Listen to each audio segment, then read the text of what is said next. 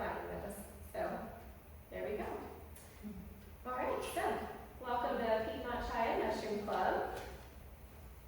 Can everyone hear me okay? Yep. Okay. The microphone seemed a little overkill, you know.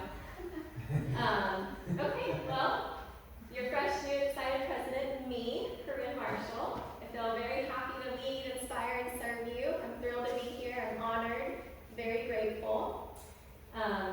It wasn't much of a democratic process, so you're open to speak your piece if you ever feel I'm not keeping up with things, okay?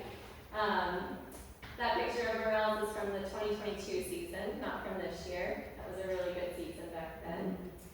And I have recently moved back. I grew up in Greensboro and moved back from Nevada. I was out west for about a decade, working for an organization called Burning Man, you might be familiar. I managed a waste operation there where we focused on landfill diversion. I physically couldn't handle the trash work anymore, so it was time to move out of that. And yeah, I'm back here. I recently graduated from an EMT course, so I'm looking at a future of becoming an EMT, just one more state test to go. And I'm working as a bartender at Hops in Greensboro in the meantime. Come see me. And yeah, that's a little bit about me. Do y'all have any questions about me as your new president? No? Sounds good. Moving on. My best foraging companions. On the left we have my dog Boomer, who's very patient with me. I haven't taught him to sniff anything out yet, but we're gonna work on it.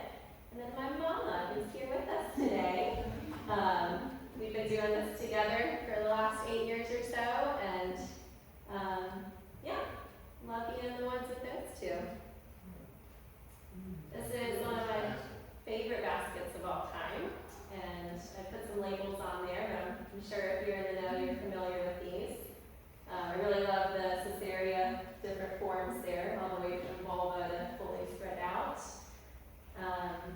Going to talk about some of my favorites here shortly. I don't talk about black trumpets, which is crazy because they are one of my favorites, but these are from 2024, and we just found, I feel like, thousands of black trumpets that season. Wow. So,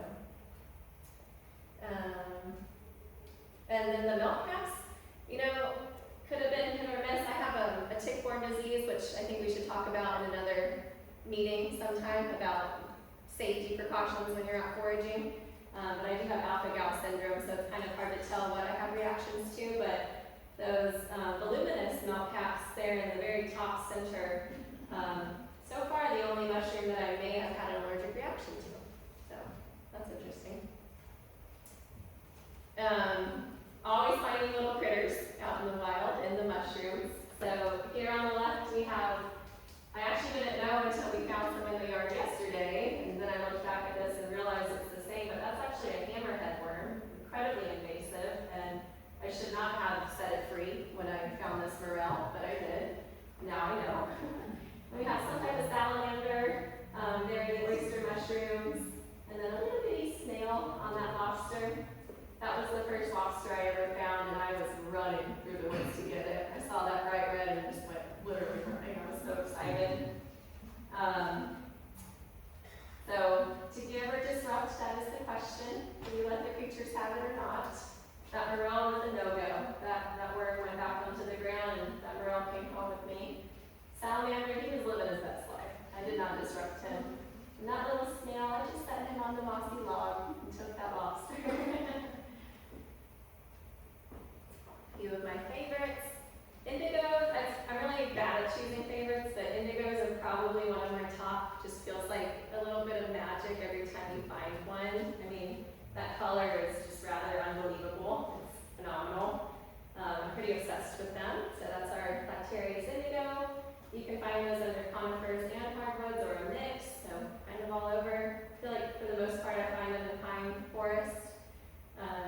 Those are fruiting summer to fall, as are all of these actually that I'm going to cover. And I have 1,000 pictures of these, but just to show. So the milky caps do exude a milky latex. You can see the blue there. My favorite foraging overalls, I've stamped every one on my leg. It almost looks like leopard print. It's still standing after these years. These look gorgeous. And I love these. This is called pitting on this side here, these little bubbles. I find that really interesting too. And yeah, once they've gone a little bit green, they're not worth eating. And they can be pretty buggy if you haven't picked those before. And Hen of the Woods are my talkie. That's Versicolor frondosa. That one is just so meaty and tasty. Has everyone had my talkie in here? Oh yeah, oh yeah. And I love finding those because they're hard to find, you know? Like you really gotta have a pattern recognition in your eye to notice the difference of those and the leaves built up at the base of the tree. So those are gonna be at the base of hardwoods, primarily oak trees. Late summer to fall, you can find those, even late fall. And then another of my favorites, the Old Man of the Woods. I did put Strombolomyces floccus on here for you, Dennis, even though that's an outdated name now. I think it's still fun to say. Yeah. I think it's Strombolomyces strobolaceus, something like that for the Latin name now. You can find those nearly all over as well, hardwoods, mixed or fine, summer to fall. Those are also really abundant during black trumpet season, and so in 2024 when I was here last for that season, every time I found an old man I would say, "Can you show me where your instruments are?" So it's a little cute talk with the mushroom. And same thing, I have 1,000 pictures of those. They are just so photogenic. Ah, look at that. Beautiful. And then the lobster. The lobster mushroom or fungus, Piedmont lactiflorum. It's actually a parasite, so it parasitizes either russulas or lacterias. More commonly russulas though, so you can find them in the similar areas. At one of my favorite places to forage here in High Point at Richfork Preserve, I actually found a small area that had some russulas that were almost like half parasitized. And I wish I would have sent them off for like a study, but it seemed to me that they were in process. Like maybe this year when I go back, there might be some lobsters there. The gills weren't visible anymore, but they were white rather than red. So could just be my hopeful imagination, but summer fall as well for those. Oh, look at that. I have my worst allergy is shellfish, so the mushrooms that mimic shellfish to me are just fantastic. Another one I love similar in parasitizing, another one is the shrimp of the woods that parasitizes the honey mushroom.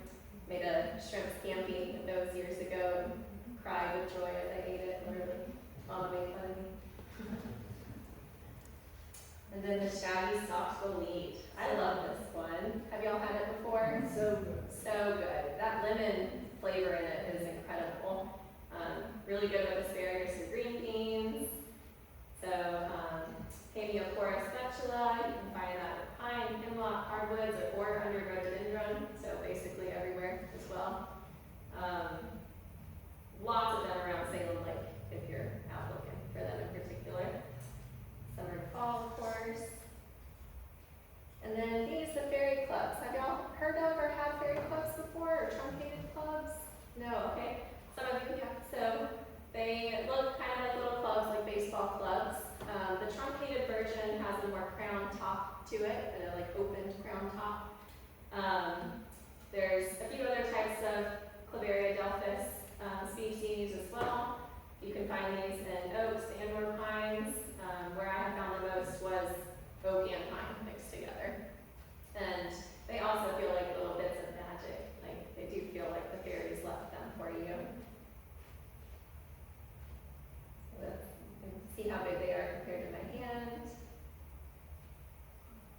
And these shred really nicely. So back to having alpha-gal syndrome, if you don't know, that means you can't have any mammal products at all. So for about 10 years I haven't eaten pork. And growing up here in Carolina, I really missed Carolina pulled pork. And so with this, I made a classic Carolina mock sauce and some homemade buns and made my own baked pork sandwiches. They're phenomenal. Probably one of my favorite meals I've ever made with mushrooms.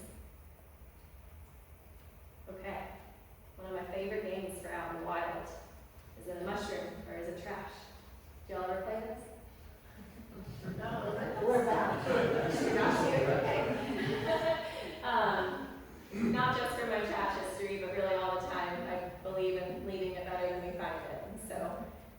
cache, usually more than even finding mushrooms. Okay, so off in the distance there, you can see a tiny, tiny little red and yellow, right? If you can tell what it is, don't say it yet, okay? That was taken during a major season of the Caesarea. So from far away, I was like, ooh, a Caesarea is calling to me, right? And then I got closer and realized it was a plastic hot dog. That might still be in my thing somewhere, actually. Do you pick them up or do you leave them to trip up the next person? Oh, that was in a very strange place. No one else was walking, so I did pick that up. That was out behind our house in the woods. So, and a lot of my friends and I from Nevada have some hot dog jokes, so there was some pictures shared and jokes shared. Okay, we're going to go over some resources. Oh, real quick, I should have said those are all my pictures. I will credit people if they're pictures that I haven't taken.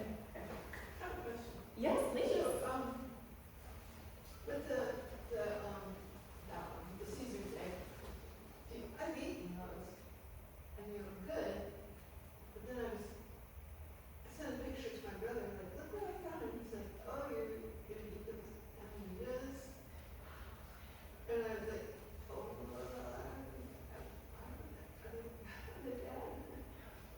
I mean, We're one of the few you can eat raw. Oh, and also the fairy clubs you can eat raw. I meant to say that. So the Caesarea is part of the Amanita family. Yes, that's a dangerous family to mess with. That is not a beginner level mushroom at all, which John talked about in one of our last meetings as well. He's going over things that you can find soon. There are some distinguishing factors that you can use. There's like 4 or 5 main things you look for in the Caesarea that are different from the others. So if you remember from that basket where I had the vulva, that one we would not have eaten. That was more to crack open and see what was going on inside, because that vulva could be very dangerous. So your friend was not wrong to say these could be dangerous. And the first time we ate them, it was like a cheers to life or death moment, you know. we felt confident. We were confident, but still, you know, that's the gamble you take sometimes, right? And eating something for the first time. Yeah. And like Jim said, you can't eat them raw. I love that you liked the flavor of them. I've heard a lot of people say they don't care for them. Kind of like a nutty, slight, cheesy, maybe even brie sort of flavor to them. yeah, I mean, I enjoyed them the first time I ate them, because I was completely like, oh, yeah.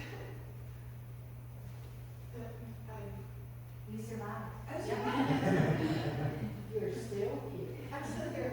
You didn't even know you were living on the edge for that. Yeah. No. Salem Lake is another place that those have been pretty prolific at. So, how many of you have had them before? You? Yeah. Cool. Well, in the future, you can always holler at someone else that might know more. On that note, I will say, on the Facebook group, or really preferably even in person, and I meant to say this on my slide earlier, I am not an expert by any means. I took over the club because we needed a new president, and I couldn't bear the thought of it not existing for us.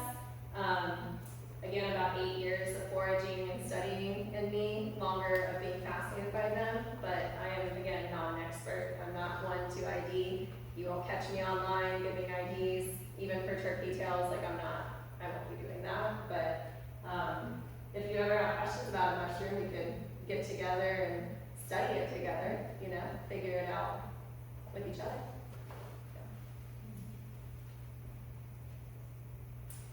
Okay, have y'all heard of Mushroom Mountain before? Out of South Carolina? Incredible resource. So in 2024, Mom and I actually did their program. In the certification, you get a 5-year permit to sell wild forage mushrooms, and it was very intensive. There was about a 400 question test that you had to ace to get that permit. And we signed up late and only had 2 of the 4 weeks to actually study for it. You learned a wide array of edible and medicinal mushrooms, but also poisonous ones in order to pass that. I certainly can't regurgitate all that information anymore. My time in the desert kind of took some of that out of my brain, so I'll be studying a lot more before I ever sell anything. But that permit was good in 9 different states along the eastern seaboard. And it was an incredible class for learning, but also for foraging to sell what you find.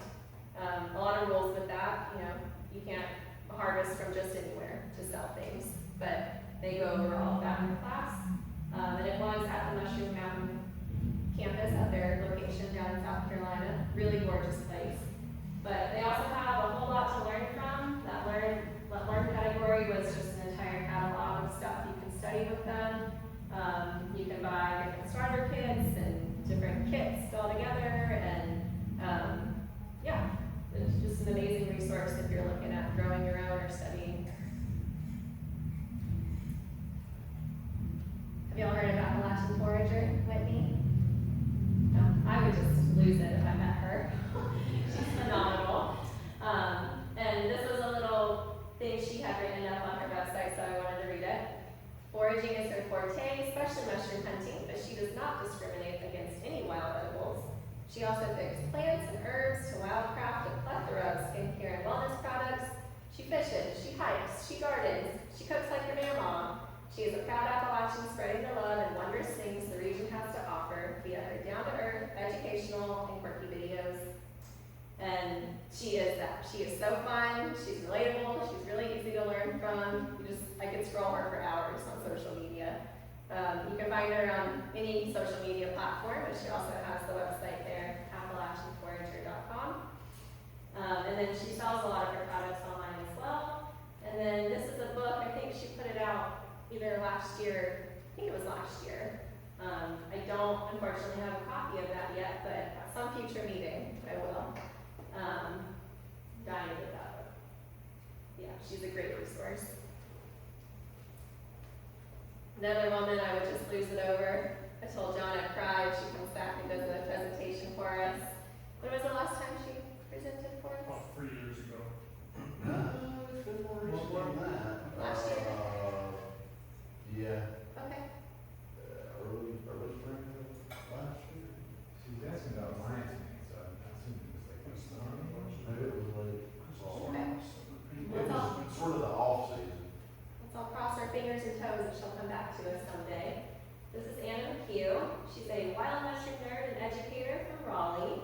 She publishes beginner-friendly mushroom ID videos on YouTube. She leads mushroom walks, and she makes myco-botanical illustrations of her favorite fungal species. And so on her website there, Mushroom Anna, she does have a lot of really cool shirts with her art on it. She's got a blog that she hasn't really updated in the last decade or so, but it's still just an incredible source of information if you want to learn from her. Her website is definitely something worth checking out.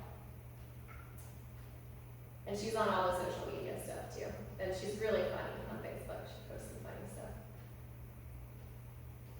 So, the Bassettes. Do we all know the Bassettes? Yeah? Okay. There's a few of their books back there on the table.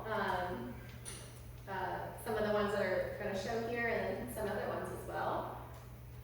So this is one of their older books I'd like to get my hands on, Taming the Wild Mushroom, a culinary guide to market foraging. The Rainbow Beneath My Feet, a mushroom dyer's field guide.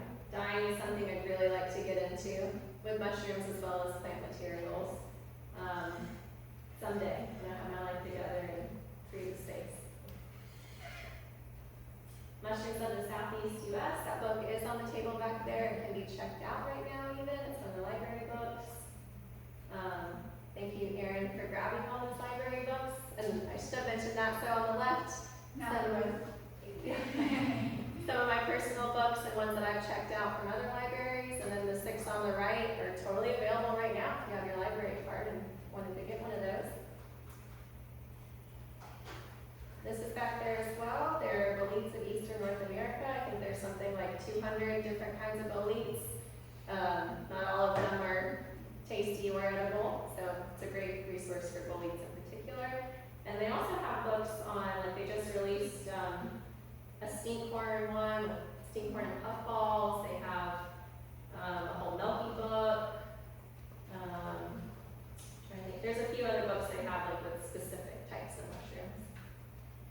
And then this is back there as well, my personal copy. Highly recommend it to anyone getting into this or in the know already.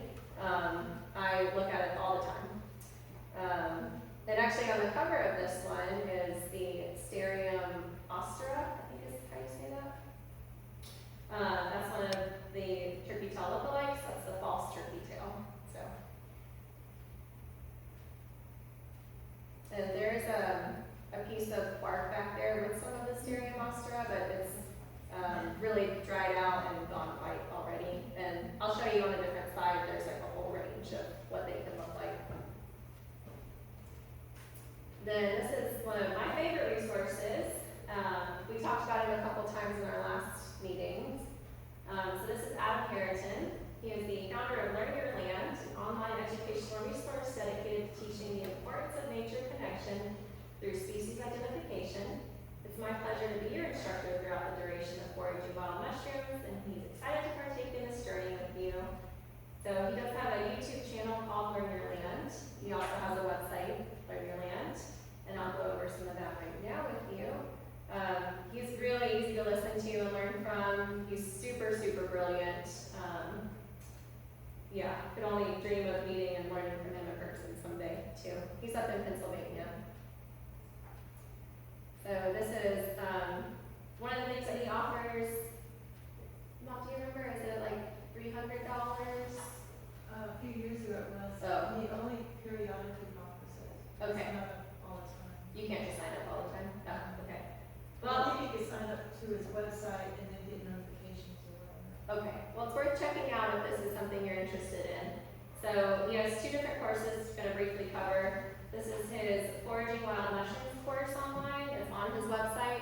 Again, his YouTube channel has plenty of this for free, smaller portions of it, but this class on his website is an absolute deep dive, and you can do it on your own time. You always have access to it. It's phenomenal.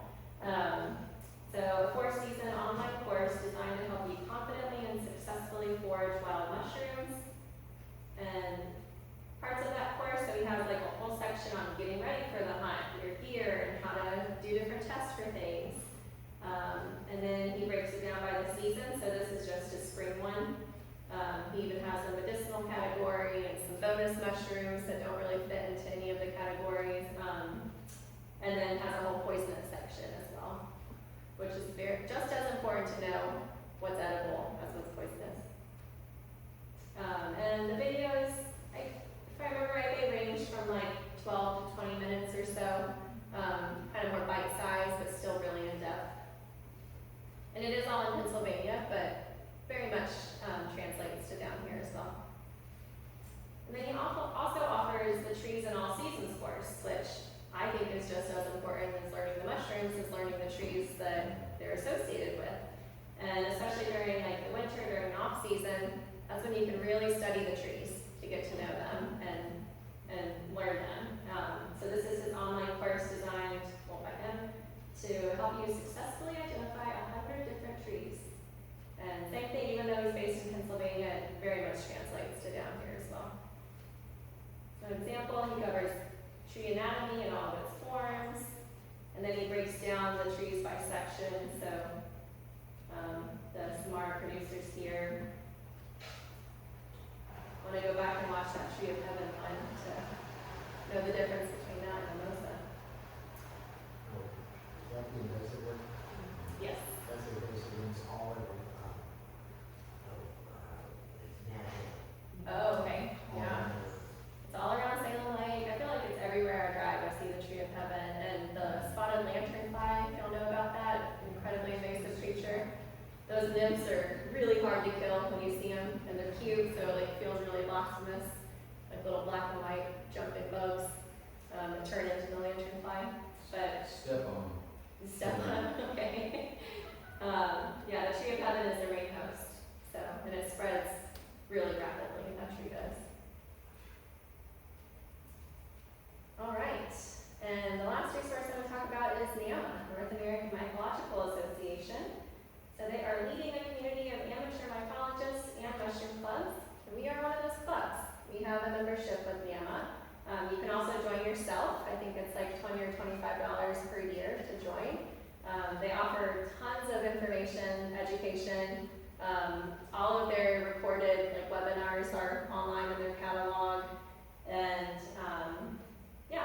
programs encompassing education, taxonomy, recording biodiversity, cultivation, culinary, and visual arts and crafts, microtourism, and more. And coming up in August, they have what's called their NAMA Youth. It's up in the Upper Peninsula. Youth. what that means. That's how you say that. Have y'all been to the Upper Peninsula yet? It's breathtaking, y'all. Yeah. Are you from there? No, No. I'm from Detroit, Michigan. Okay. I'm not from Just a hop and skip away. yeah, 8 hours. Yeah, that's nothing. So in late August, they're having a 4-day foray, but there's tons of workshops. There's a whole catalog of speakers. It's at a very mushroomy venue, and yeah, it's their big annual one. They only let in, I think it was like 350 people. But my big news for us is that I entered us in, and we won a scholarship for one person to get to go. And so I'm going to talk with our club stakeholders, there's a group of us, about how we're going to go about that. But I think that we should make it a drawing. And so the way this works, the tickets are like $420, but the scholarship, you get your ticket and room and board at the hotel nearby where all the staff are staying. And the only thing not included is your travel to get there. So I'm thinking that if we did a drawing for that, everyone that's interested, maybe $5 a ticket into the drawing, and then all the proceeds from that could go towards the winner's travel funds. What do y'all think as a group? Does that make sense? Is this for amateurs or? Sure, anybody, yeah. There's amazing people. One of, a resource I didn't cover here, which is crazy actually, Alan Burgo, he goes by Forager Chef online. Phenomenal resource that I really should have included. Such a dreamboat of a human. He covers all kinds of foraging. He has put out a flora book. I think did he release a fungi book yet? I can't remember, but I listened to him on a podcast recently, and he's doing a fauna book as well. So he wanted to do flora, fauna, and fungi. But his website covers all of it. He's amazing, but he's going to be doing a workshop there. So yeah, I was really excited about that. Like almost as excited as graduating my UT course that we got that scholarship. That was a big deal. Well, maybe you should go. I know. Because you find out about poison stuff. It might help you in your job. I've been to the Upper Peninsula, so it doesn't feel quite fair. It's the first place I ever found black trumpets, actually. Michigan's good for morels too. Yeah. I think they're still finding them up there. I keep seeing posts. My one regret from being in the UP was not stopping at a roadside jelly stand. They are all over, and I don't know why. I drove for hundreds of miles and never stopped at one. And then I hit Michigan and was like, oh my God, I never got any jam. Like, what is wrong with me? So yeah. So you just asked them? So they have sent out an email to the clubs that are all members and said, send in a letter of interest. So I did, and then we got picked as one of the clubs. And they're only letting 350 people into the whole event, so I don't know how many clubs got accepted, but we were one of the lucky ones. And it'll be gorgeous out there. It's the perfect time of year to go too. Amazing. It's gorgeous. Do y'all feel interested in that? Okay. I'll put my name. I'll send out, Nancy, who I didn't introduce, is now our secretary / kind of VP role. Nancy, woo, amazing. We'll work up an email to talk more about this and send out to gauge some interest from members, even for people that aren't here physically attending. Yeah, more people interested, the better, I'd say. I don't think it's fair that I get to go, but I appreciate that you said that. They do have volunteer opportunities, so depending on my future EMT work, I might see if I can volunteer as well for the event. Any questions about all that? Yeah? Okay. What are we on time? I think we have time. There's not many of us. I was worried there was going to be a ton of people, but we can do this now. If you're open to sharing, I would love to know a little bit about you, since I'm just starting here as your president. So if you could please tell us your name, the town or city you live in, if you're comfortable sharing that, and then what your favorite mushroom and forage is. Does that sound good? Sir, we'll start with you. Okay. Well, you guys know me. I'm Bruce Emmons, and I live in Walnut Cove. And so, just started foraging a couple years ago. And so this has been very interesting coming to this group.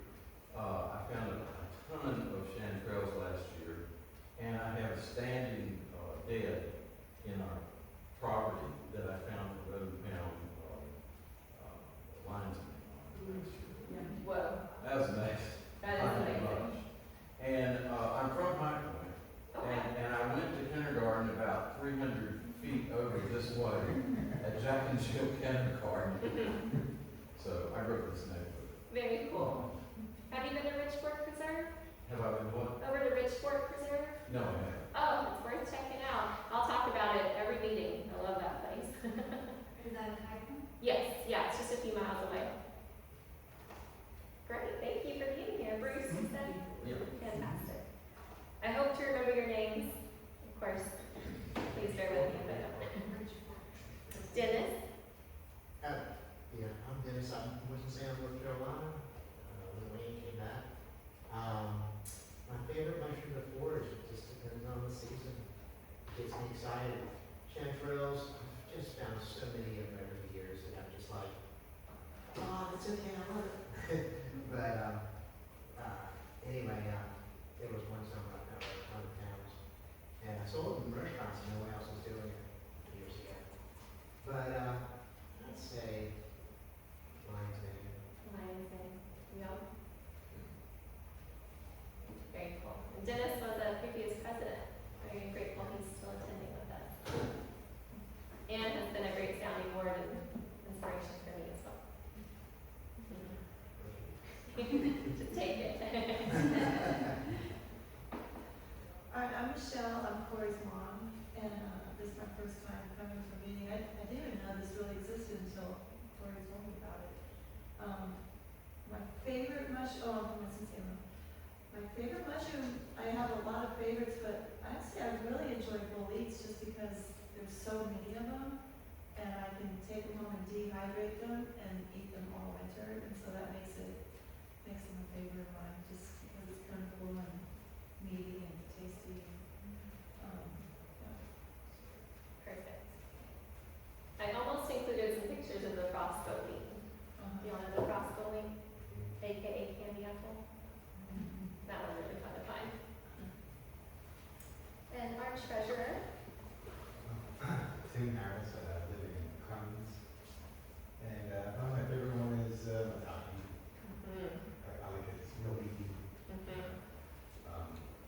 Last couple of years I've been at a couple spots that hadn't fruited, and then this past year I found a new spot that was huge. And just stuffed the freezer with it, and I'm still eating it. incredible. Last year, Mom was on a hunt for some maitake, and I had pinpointed at a park I'm actually drawing a blank on right now. It's down south, southern Guilford County. But I sent her the exact pinpoint, and she went over. Sure enough, on a tree next to that point, there was a maitake. Probably. It was near Havenstone, but not connected to the park. Yeah. Okay. I'm Nancy Crooks, and I live in Winston, and the only thing I'm really good at is finding chanterelles. Once I found a cauliflower. But, yeah, Maybe this year you'll get a new favorite. maybe I'll branch out a little bit. Awesome. Our previous vice president? I'm Joe Ross, I'm from Cartersville. I don't know, it's whatever's, I'm fine for nothing. So I love chanterelles, I mean, they're just so versatile cooking, I love to cook and use them a lot, but I'm trying to learn boletes more, because they are, they're still very well eaten, a lot of them. It's worth getting that Lissette's book if you don't have it. You have it, perfect. I'm Erin from Michigan. I live in Greensboro now, and I'm not that experienced yet, but I find a lot of cinnamons and I love them on avocado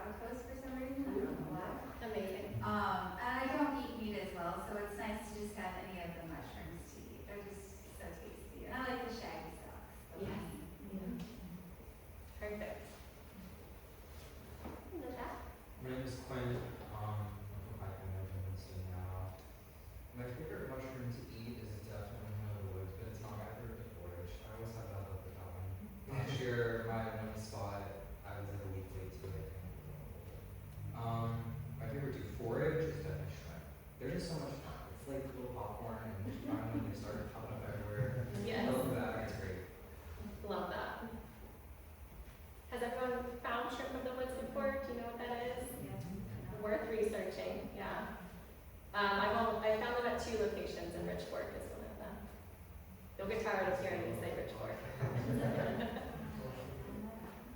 Okay. Our previous wonderful president. I'm gone. Between Winston and Lexington, local area.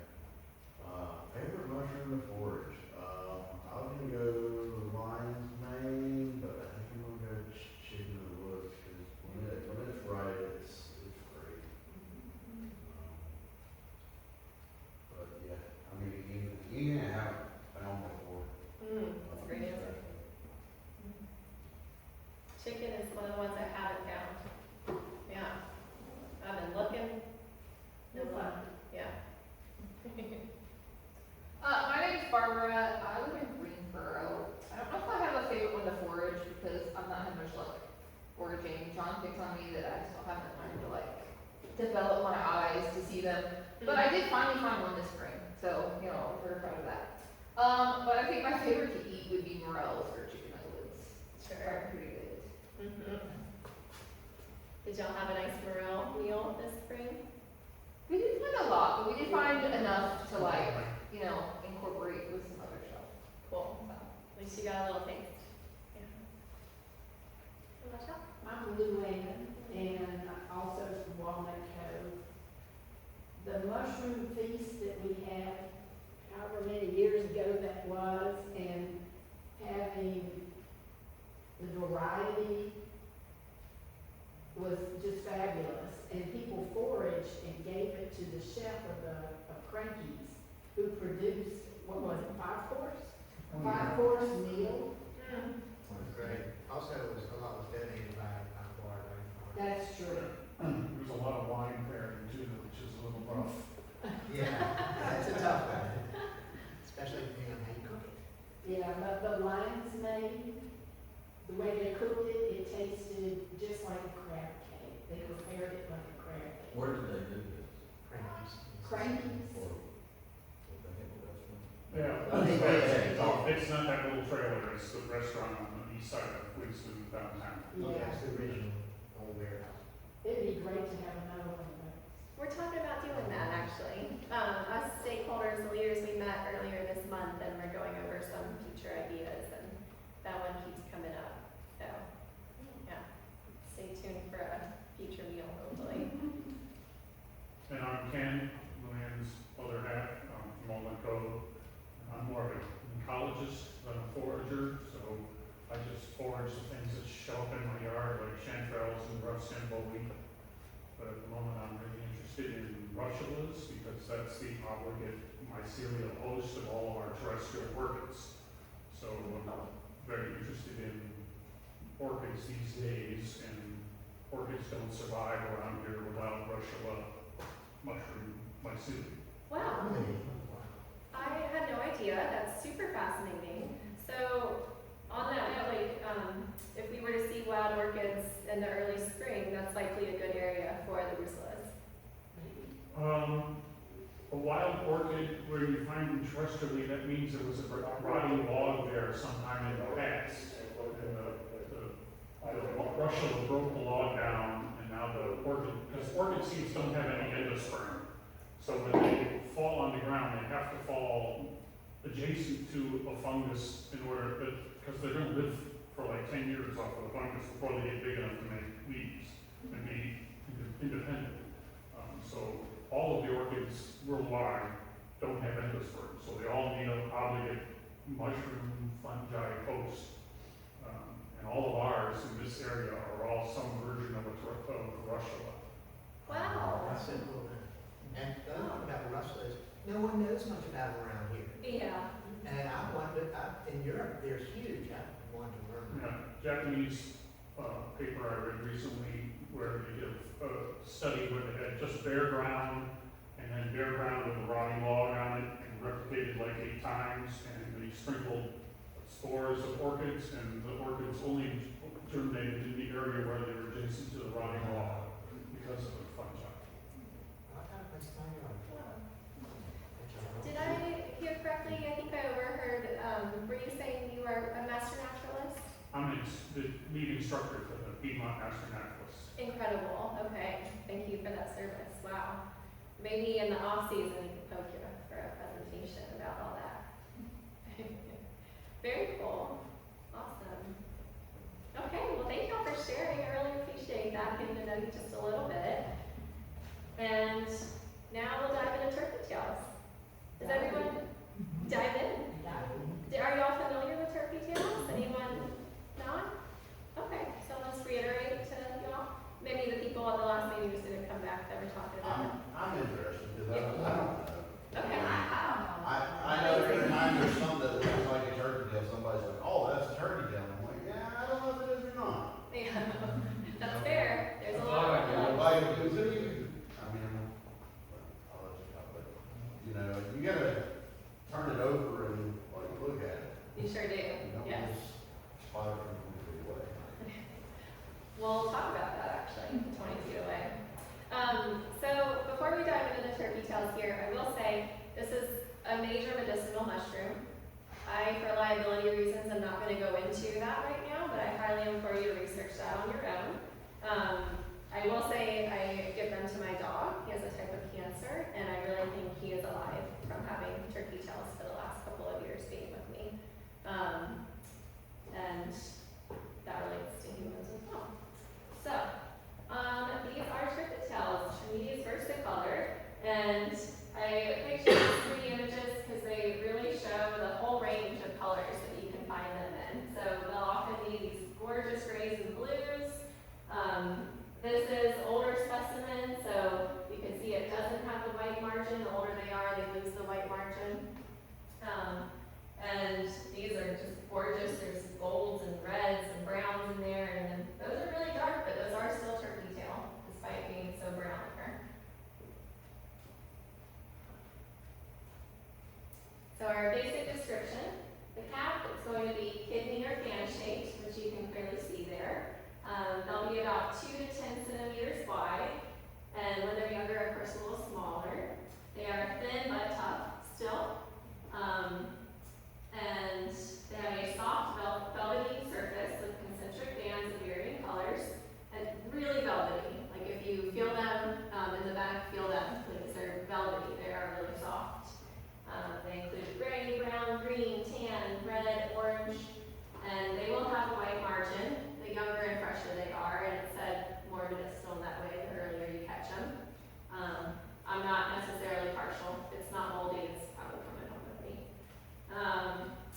The pores on them, so I'll show you the pores on the next slide, but here's another version of that, color-wise. And the pores are going to be white, tiny, and circular. Only. I said only because a lot of lookalikes, you might glance at it first, it's white, but it won't necessarily be circular pores. It could be angled or longer, or even have more of a gill-like structure to them. So again, on the next slide, I'll show you the pores, but they are very specifically white, tiny, and circular. And then with age, as you can also see on the specimens in the back, they will do take a tan or grayish color to them as they age.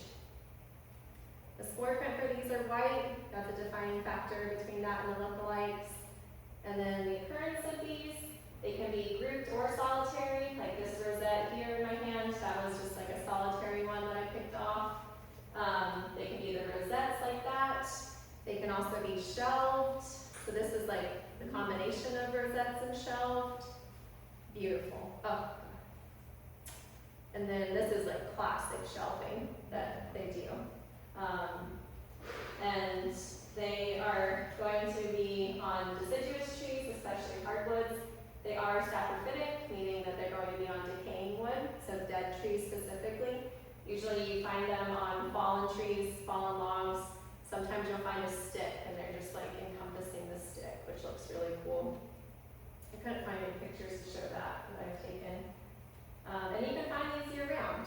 They won't always be super fresh, but they might still be usable and still fun to look at.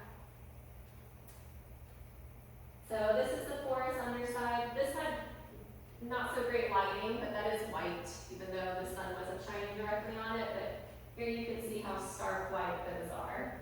And I should have done a closer up, but they are tiny, tiny little pores. And as they age, they kind of like fan out when they release their spores, so they might look slightly toothed, but they are still pored. And you can see that in the basket of them on the back as well. So the white ones are okay? So the white ones are what you want. That is the underside of them. Oh, So the defining factor for turkey tails versus their lookalikes is going to be that white porous underside. And you can see the other ones in the background for where those were found. That's the whole basket area of turkey tails. You can really see the white there. And then those ones too, they're kind of curled with age and they've lost their margin, but still very usable. Nipple, white.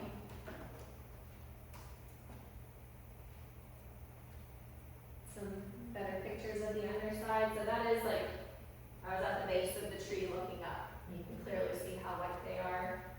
That's a close-up. You can see those concentric bands here, and you can even kind of tell how velvety it is in there. And when harvesting these, it is great to pull this lower section off, more of the mycelium coming out of the tree there. That's also usable. So you dry them and grind them up and. There's different methods. Yeah, you can make a tea, simple decoction. The way that I give them to my dog and that I add them to food is to make an extract powder. That's essentially making a decoction, so steeping them like in a crock pot or a pot, and then you blend up the fruiting body and the tea that you've made. You dehydrate that, and you powder it again. So you're actually consuming the whole fruiting body as well as the extract for that. So how the similar taste like to the tea when you do that? Well, for the extract powder, you're not really tasting it so much.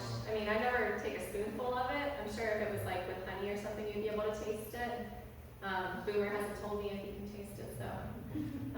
But I've snuck it into baked goods, all kinds of soups and different things, rice sometimes. So turkey tail from a distance, like John just said, 20 feet away, right? So when you're out in the woods, you might see a fallen tree in the distance, and then this is what you see. You can clearly see the white margins on these as well. And you can see how many thousands of them there are. I mean, when you find turkey tails, it's usually in abundance. And the places that I find them, I mean, they're prolific. Like you can turn a corner on the trail and there's more. So these are examples of whole trees that have fallen and are covered, but again, you can find small branches of them. Sometimes you can find, like I've seen a little, I don't know if I pictured one, but like just a little stump and the rosette like will be coming all the way up with a perfect little rosette on the top. So they'll grow on hardwoods of any kind that you find. And sometimes it almost looks like they'll be growing in the ground, but they're not. They're always going to be on wood. That wood just might be covered up by leaf litter or something. And that one in the center, I gave a close-up of. Oh, just takes my breath away. I'll never get tired of finding turkey tail. In 2024, my poor mom was just so patient. I filled up a whole room of her house with turkey tail. I mean, it was insane. And that's what led to us doing that course for the permit was my, So, yeah. you know, I asked about the white you were saying on the bottom. What about these that are completely white?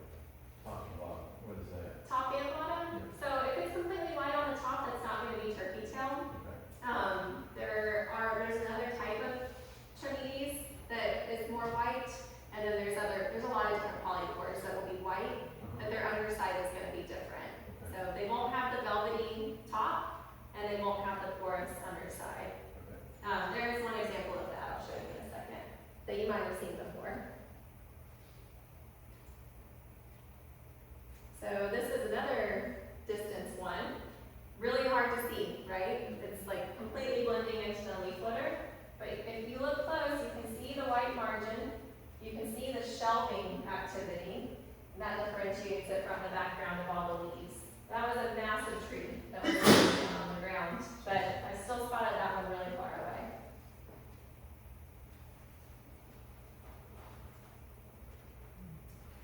So, just a few minutes left here, I'll try to get through quickly. So this is the classic false turkey tail, which there is a sample of in the back, but it's aged, so it's not as colorful. But this can show you how different they can look, these false turkey tails. And they still have concentric bands, they're not velvety. And then they also have, this is the same mushroom just flipped over. So they are a smooth backside on those and always tan. They're not going to be a white on the other side, But they can look like turkey tails from far away, which is how they get that name. Some other imposters, this is one that is white, also velvety on top, but it has that gilled maze-like bottom on it. So it's certainly not the porous underside that we're looking for. Yes, Adrian? I was just wondering if these lookalikes are dangerous. They are not dangerous, but they're not useful. Mm-hmm. Yeah, I should have said that. Thank you for that question. Nancy? One, go back, Yes. and again, that, so the one on the right, isn't that, Ganoderma? Yeah. Looks very similar, yes. Yeah. But not, it's not. It does have, Thinner. it is a lot thinner, and then it has the smooth underside to it, and it's not thick like a Ganoderma will be, the reishi will be. And it does have the varnished top to it though, so very like leathery and similar to reishi. And there's another kind as well that looks very similar to that grows on conifers. I'm drawing a blank on the name right now, but that's a defining factor as well. When you're looking for turkey tails, they're not going to be on conifers.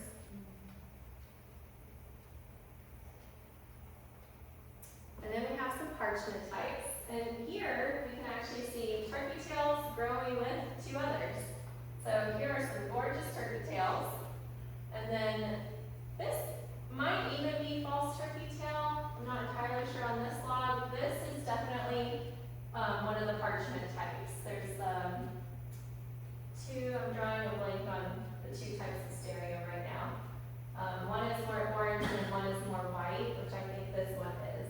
And same thing, you can see the gorgeous turkey tails, and then a completely different polypore growing right next to it.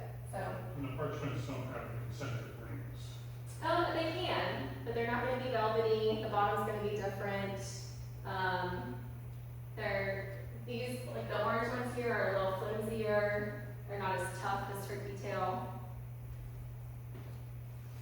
So important to note that though. Like you might see a polypore, not turkey tail, but look all over. There could be some turkey tail hiding in that same area. These are not my pictures. These came out of the Bassett's field guide over there. Just pictures I took off that. So this is another maze one, but it's also velvety with a thick white margin and kind of the banding there, the concentric banding. But instead of bills, this looks like coral almost. It's like more mazy. And then this is another white one that you can see out there, a little nest polypore. Very papery compared to the thicker turkey tail, and I'm drawing a blank on what the underside of that looks like, but probably not specifically like the turkey tail. All right, you ever see turkey tail growing on limbs that are dead but still on a tree? Does that ever happen? I see them growing on the trunk of trees more often than like limbs. Well, we had some limbs fall off the trees recently, and it had, of course, the lichen or whatever on it, and then it had also something like that, but not really turkey tail, but it was some kind of. That would be probably the parchment one. Usually it's on the bottom of the limb, when it's on a dead limb. I just saw it today, it's moving these limbs. I thought, here it is growing up there. It's not on the ground or anything. So my Okay. cell must be all the way through the tree. It's already taken a tree. Yeah. On anything that's got dead limbs like that. I have seen other polypores growing in the way that you're saying. but turkey tail could do it too, potentially. But I'm more than happy to send this to you if you'd like to look through. Oh, that's okay. And then 3 more here, these are all Trametes as well, so very, very similar to Trametes versicolor, but different in their own way. So the pubescence is going to be thicker, it's not velvety, it does have the porous underside, but the top of the cap is really what is the differentiating factor there. The esculi, those are meatier as well, like a thicker one, and again, not velvety, more white and still blue. And then the Velosa over here, that has more of like a toothed, almost gill-like bottom to it, and shades of like pink and sometimes even some purple notes to that. I think that's, oh yeah, that was my last turkey tail slide. Any questions about all the turkey tail information? Anything else? Okay. Well, I did bring in a basket of stuff I've harvested since 2024 and even some of this year. You can see the difference in them. Some of them were dried better than others, and some of them were more aged, but please help yourself if you'd like some. There's some bags in the basket. We have plenty more, so if you'd like some turkey tail to take home with you, please do. And then have a gander at those books as well if you'd like to check something out or keep something in mind to buy. And thank y'all for being here and having me. Thank you. Thank you for presentation. Are we looking at doing a June meeting or? We will do a meeting, and then we're also planning a 4A still for June. John and Jim, hopefully. Okay. No, we got some rain, I'm more encouraged. Yeah, definitely. They have a chanterelle and Audrey's Hall. Oh, I saw some cauliflowers out of Georgia and South Carolina online, so I have hopes for that too. And then for the 4A through NAMA, I do have to give the person's name that will be going by June 22nd. So I'm hoping that we'll have our meeting before then and be able to draw a name before June 22nd. Okay, cool. Our future meeting's gonna be here. Oh, great instead of question. Greensboro. So potentially, but so the Forsyth Ag Center did move further north. Is it King? Tobacco Bill. Okay, Tobacco Bill. Okay.